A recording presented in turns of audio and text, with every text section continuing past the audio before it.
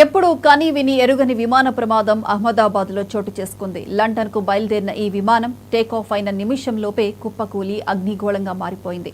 అత్యంత ఘోరమైన భారీ ప్రమాదం నుంచి ఒకే ఒక్క వ్యక్తి ప్రాణాలతో బయటపడ్డాడు. అయితే ఈ ప్రమాదం కారణంగా మొత్తం పరిహారం ఎంత ఉంటుందనే అంశం ఇప్పుడు చర్చనీయాంశంగా మారిపోయింది. భారత విమానయాన చరిత్రలో అతిపెద్ద పరిహారం చెల్లింపు జరగనుందని వెల్లడైంది.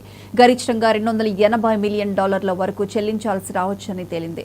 భారతీయ కరెన్సీ లెక్కల ప్రకారం దీని విలువ దాదాపు 2,400 కోట్లుగా అంచనా వేయబడింది.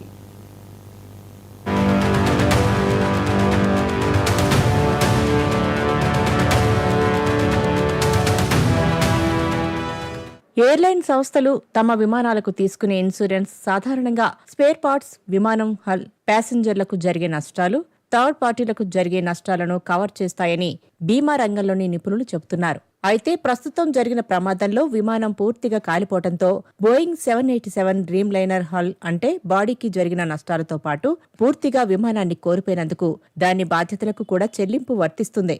ప్రస్తుతం ప్రమాదానికి గురైన విమానం 11 ఏళ్ల పాతది. 2013 మోడల్ అయిన ఈ విమానానికి $115 మిలియన్ విలువతో చివరిగా 2021లో ఇన్సూరెన్స్ చేశారు. ప్రస్తుతం విమాన విలువ ఆధారంగా చెల్లింపులను ఇన్సూరెన్స్ సంస్థలు చేపడతాయి.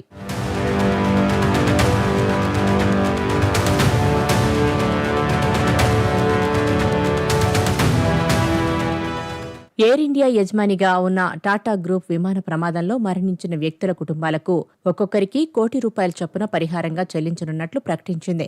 అయితే ఈ ప్రమాదం దాదాపు 100 కోట్ల నష్టాలకు దారితీయవచ్చునని నిపుణులు చెప్పారు. వాస్తవానికి విమానయాన రంగంలో జరిగే పెద్ద ప్రమాదాలకు రీఇన్సూరెన్స్ ఉండటం వల్ల సంస్థలు తట్టుకోగలవు. అయితే ఈ పరిణామాల వల్ల విమానయాన రంగంలో ఇన్సూరెన్స్ ప్రీమియంలను పెంచవచ్చునని నిపుణులు అంచనా వేస్తున్నారు. దేశ చరిత్రలోనే అత్యంత భయానక విమాన ప్రమాదాల్లో ఒకటిగా నిలిచిన గుజరాత్ ఎయిర్ ఇండియా ఫ్లైట్ యాక్సిడెంట్లో బీమా క్లెయిమ్ల చెల్లింపులు 2,400 కోట్ల దాకా ఉండొచ్చునని ఇండస్ట్రీ నిపుణులు అంచనా వేస్తున్నారు.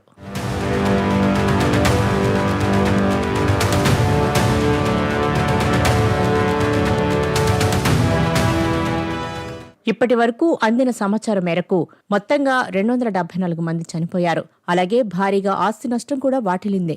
ఈ నేపథ్యంలో ఇన్సూరెన్స్ కంపెనీలపై పెనుభారమే పడనుంది. కుప్పకూలిన బోయింగ్ 787-8 విమానం విలువ 18,000 కోట్లకు పైగానే ఉన్నది. ఈ విమానంలోని వారందరికీ టాటా, ఏఐజీ మరికొన్ని సంస్థలు బీమా రక్షణ కల్పిస్తున్నాయి. ఏఐజీ వాటా గరిష్టంగా 45%. మిగతా బీమా సంస్థల్లో new India, oriental insurance, ICICI Lombard, United national ఉన్నాయి.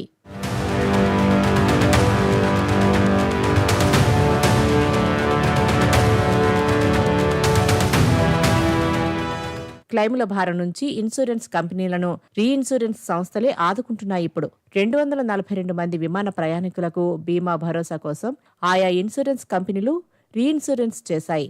లండన్ మార్కెట్లోని ఏఓఎన్, విల్లీస్ ఇన్సూరెన్స్ సంస్థలకు రీఇన్సూరెన్స్ కోసం ఇన్సూరెన్స్ సంస్థలు సొమ్ము చెల్లించాయి. దీంతో ప్రాణ, ఆస్తి నష్టాలకు థర్డ్ పార్టీలకు క్లెయిమ్ల బాధ్యత ఏఓఎన్, విల్లీసులదే అవుతుంది. ఈ ప్రమాదం నేపథ్యంలో మృతులకు ఒక్కొక్కరికి $1,80,00,000 వరకు రావచ్చునని చెబుతున్నారు. బాధిత కుటుంబాలకు తక్షణ సాయం కింద 18 లక్షలు రావచ్చు. విమాన ప్రమాదంలో బీమా సాయం అనేక అంశాలపై ఆధారపడి ఉంటుంది. వీఐపీలు, ఆయా దేశస్థులు తలసరి ఆదాయం, హోదా, జీతాలు ప్రభావితం చేస్తాయి. వివరాలను హోడెన్ ఇండియా సీఈఓ, ఎండీ అయిన అమిత్ అగర్వాల్ మీడియాకు వెల్లడించారు.